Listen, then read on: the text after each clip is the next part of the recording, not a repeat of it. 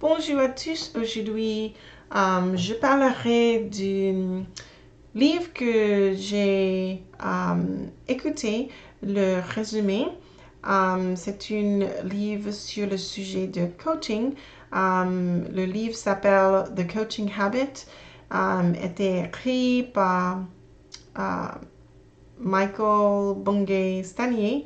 Il y a beaucoup de conseils dans ce livre sur la meilleure méthode de faire du coaching avec les employés, par exemple. Il a dit que tous les entraîneurs essaient de garder le long, mais ensuite ils donnent des conseils. Mais le donner des conseils, ce n'est pas du coaching. C'est la parentalité ou pure de prêcher à quelqu'un. Ce n'est pas une méthode de coaching. Le coaching concerne des questions, mais les questions ne doivent pas ressembler à un entretien, une interview ou à un interrogatoire. Vous ne devez pas mettre votre employé, mettre la personne mal à l'aise. C'est mieux si les questions sur des questions de quoi pensez-vous dans votre cerveau, mais ce n'est pas bon des questions de pourquoi.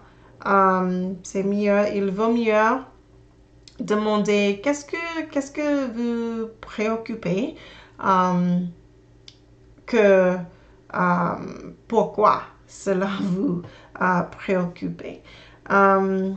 C'est mieux les questions de qui et pas des questions de pourquoi.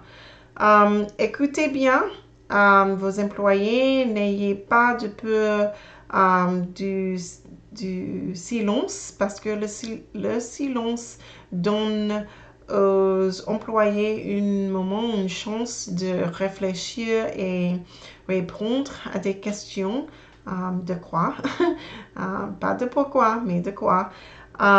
Écoutez bien. Et après avoir obtenu une réponse, donnez-leur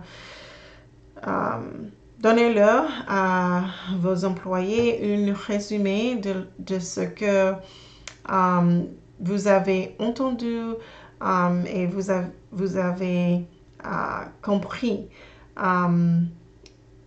Et cela montre à les employés que vous vous souciez. Et tous les moments, Michael Bungay Stanier a dit dans ce livre, tous les moments, c'est un moment de coaching avec un employé. C'est important de faire beaucoup de questions de quoi et faire les employés la chance de faire une réponse. Et c'est mieux du conseil tout le temps. Le conseil, ce n'est pas coaching. Dans cette manière, vos employés peuvent apprendre de faire des actions seuls. Ils sont votre conseil tout le temps, parce qu'avec les questions de quoi on peut développer plus rapide de apprendre de faire de répondre à des situations, de faire des des pensants. Je voudrais dire critical thinking.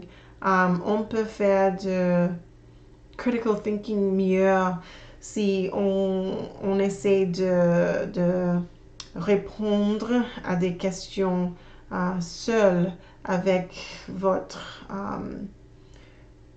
seule pensée en utilisant des questions et sont tout le temps les conseils d'une chef.